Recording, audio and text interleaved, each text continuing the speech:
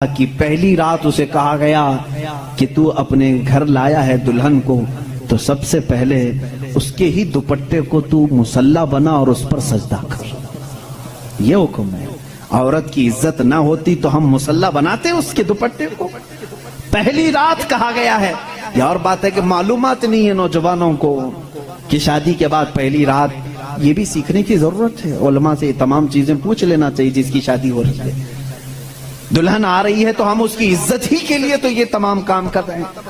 اور اس کے بعد حکم یہ دیا گیا کہ سب سے پہلے اس کے ساتھ بات چیت کی شروعات کرنے سے پہلے اس کی پیشانی پر ہاتھ رکھ کر اللہ کی بارگاہ میں یہ کہو اے اللہ اس کے اندر جتنی تو نے اچھائیاں رکھی ہیں وہ سب اچھائیاں مجھے عطا کر دے اور جتنی اس کے اندر برائیاں ہیں ان تمام برائیوں سے مجھے تو بچا دے. یہاں سے تو شروعات کر. ظاہر سی بات ہے میں نے اس وقت محسوس کیا چند دنوں پہلے ایک نوجوان کو تلقین کر رہے تھے پیشانی پر جہاں بال اگتے ہیں وہاں ہاتھ رکھ کر کے دعا کرنا. تو اس نے پوچھا کہ حضرت دعا تو ایسی ہی کر سکتے ہیں پیشانی پر کیا. میں بھی چونک گیا. اس کو میں بتاؤں میرے ایک استاد سے میں نے پوچھا کیا ایسا ہے کہ اپنی دلہن کی پیشانی پر ہاتھ رکھ کر کے اس طرح دعا کرنا چاہیے. انہوں نے کہا ہاں ہے. دعا تو کیسے بھی کریں ہاتھ نہ رکھیں اور ہاتھ چھوڑیں ہاتھ اٹھائیں سب دعا اللہ سنتا ہے لیکن اس لیے پیشانی پر رکھ کر کے دعا کرنے کے لیے کہا گیا کہ وہ آج اپنے والدین کو چھوڑ کر کے آئی ہے اس کے وسیلے سے اللہ جلدی دعا قبول کرے گا. اس کا دل مغموم ہے وہ غمگین ہے اور غم زدہ لوگوں کے ساتھ میرا مولا ہے. وہ اپنے والدین کو چھوڑ کر کے تیرے گھر آئی ہے وہ مغموم ہے بہت غم زدہ ہے. آج اس کی پیشانی پر ہاتھ رکھ کر کے دعا کرو. میرا اسی دن یہ ذہن سمجھ گیا کہ اسلام میں عورت کو وہ مقام دیا ہے وہ عزت دی ہے. ہم نے اس کو اپنے جسموں کو سکون پہنچانے والا آلہ نہیں سمجھا مشین نہیں سمجھا بلکہ حقیقی مسلم وہ ہے جو اپنی عورت کی عزت بھی کرے احترام بھی کرے.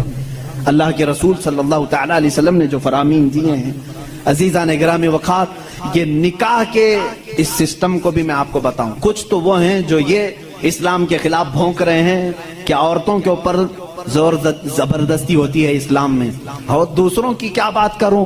ہمارے ہندوستان پر بیٹھا ہوا میں کیا بتاؤں یہ بھی بڑی عورتوں کی ہاں پیڑت مہیلائیں ہیں مسلم پیڑت مہیلائیں ہیں جو خود بیوی کو چھوڑ بیٹھا ہے. ساری مسلم عورتیں پیڑت ہیں. اللہ اکبر. وہ خود اپنی بیوی کو دیکھنے نہیں جا سکا زندگی ختم ہونے آ گئی بال سفید ہو گئے. پیڑت مہیلائیں ہیں مسلمان. ہاں اگر اے مسلمانوں کوئی بھی ہم میں سے عورت پر زور زبردستی کرتا ہے یاد رکھو میں تمہیں بتاؤں کہ قرآن کی قیامت کے دن اللہ جانوروں پر بھی اٹھائے ہوئے ہاتھ کا فیصلہ لے گا. تو عورت کی بات تو دور کی ہے ظلم کرتے ہو تو تم لیکن اللہ تعالی سے بیانات کو سماعت کر لیجئے. ایک عورت نے بلی کو باندھ رکھا تھا بخاری شریف میں ہے وہ مر گئی بلی اور وہ عورت بہت عبادت گزار تھی لیکن اللہ تعالیٰ نے فیصلہ فرمایا کہ اس عورت کو جہنم میں ڈالو. میری ایک مخلوق کو باندھ کر رکھی اس نے اور وہ مر گئی. ہمارا تو عقیدہ یہ ہے تم عورتوں پر اگر ظلم کرتے ہو تو تم ذمہ دار ہو لیکن اسلام نہیں. اسلام وہ کامل دین ہے. یہ بیچارے کیا پڑھ پائیں گے جن کو کبھی ڈھنگ کی اسپیلنگ نہیں آتی کبھی یہ ایک ایسا ہوتا ہے کہ ڈمرو بجاؤ تو کوئی ناچتا ہے. اسی طرح سے کچھ لوگ پیچھے سے کچھ لکھ کر کے دیں کچھ بیان کرنے کے لیے تو کچھ لوگ کہہ جاتے ہیں ان کو خود نالج نہیں ہوتی. ایسے ہی کچھ لوگ اسلام پر بھی بھوکتے ہیں. اب اگر یہ ٹاپک اگر میں چھیڑوں 3 طلاق کے تو اور بڑے معاملات ہیں. 3 طلاق کے لیے اسلام نے زور زبردستی کی ہے. عورتوں پر ظلم ہے یہ پیڑت ہیں یہ مہیلائیں ہیں ان کو انصاف دلانا چاہیے. 3 طلاق دینا پہلی بات یہ سمجھے ہی نہیں.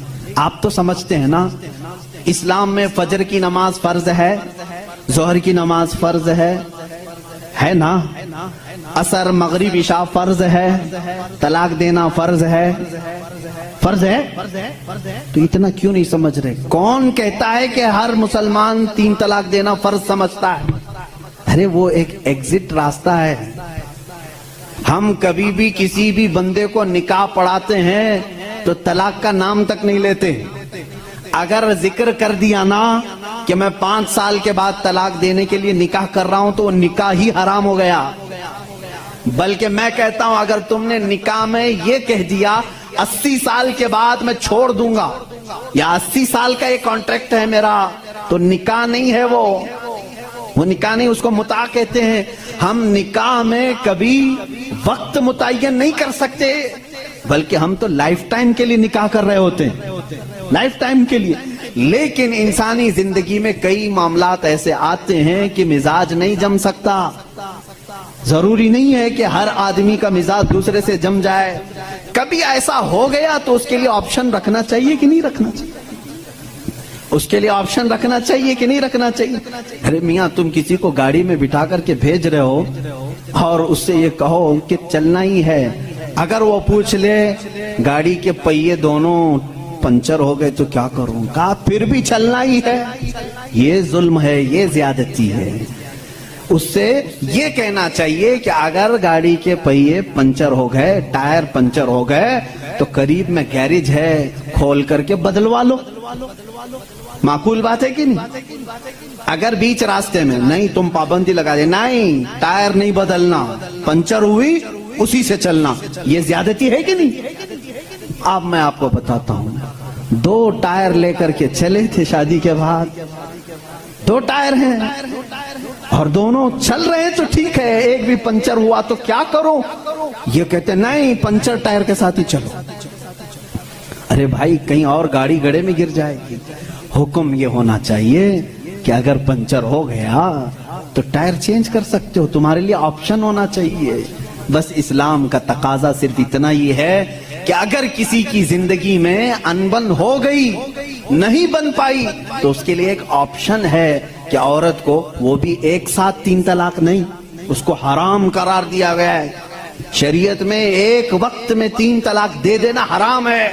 میں اس کا ببانگ دہل آج اعلان کرتا ہوں, اگر کوئی ایک ہی ساتھ اپنی عورت کو طلاق طلاق طلاق اس طرح 3 بار کہہ دیتا ہے تو اس نے حرام کام کیا, گناہ کیا, ناجائز کام کیا ہے. اگر چھوڑنا بھی ہے تو اس کو اسلام نے طریقہ بتایا ہے. ایک بار پہلے بولو, 1 مہینے کا ٹائم دو, 1 مہینے میں بھی پھر نہیں بنی تو دوسری مرتبہ پھر 1 بولو اور 1 مہینہ چھوڑ دو. 2 مہینے کا ٹائم گزر گیا, اب پھر بھی نہیں بن پا رہی, تب پھر سب کو بٹھا کر کے کہہ دو ہم نے 2 مرتبہ دیکھ لیا, اب ہماری زندگی آگے چل نہیں پاتی, تیسری مرتبہ ہم اس کو ختم کرتے ہیں. یہ طلاق کا صحیح طریقہ. کیا اس میں اسلام نے ظلم کیا؟ اسلام نے اس میں ظلم کیا. اس کو یہ ڈھنڈورا پیٹ پیٹ کر کے لوگوں کو ایسا بنا کر کے رکھیں. بیچارے کچھ لوگ ان پڑھ ان کی باتوں میں آ بھی جاتے ہیں. ارے ہمارا ہندوستان تو ایسا ہے کہ باہر کوئی بھی ڈمرو بجائے اس کے ارد گرد تو لوگ کھڑے ہو ہی جاتے ہیں. کوئی بھی گلی کوچے میں بھی آ کر کے ڈھول بجاتا ہے تو کتنا مجمع جمع ہوتا ہے. پارلیمنٹ میں بیٹھ کر کے اگر بجائے تو کیوں نہیں سنیں گے لوگ, سنیں گے لوگ. ہماری پبلک ہے, بہت میچور پبلک ہے. عزیزان گرامی, یہاں پر میں آپ کو اسلام کی وہ خصوصیات عرض کر رہا ہوں جس میں اسلام نے کہیں پر اپنے پیروکاروں پر ظلم نہیں کیا, بلکہ اس کا ہر حکم فطرت کے عین مطابق ہے. اب کچھ لوگ وہ ہیں جو سنیاس لینے کو کہتے ہیں, نہیں عورت کو چھونا بھی نہیں چاہیے, پوری زندگی بھر ایسی ہی رہنا چاہیے, اس کے بھی ہم خلاف ہیں. نہیں, اسلام اس چیز کا خلاف ہے کہ تم اس کے اندر کی چاہت اور اس کے اندر کے سکون لینے کے ذریعے کو بند کر رہے ہو. اسلام نے کہیں پر ایسے احکام نہیں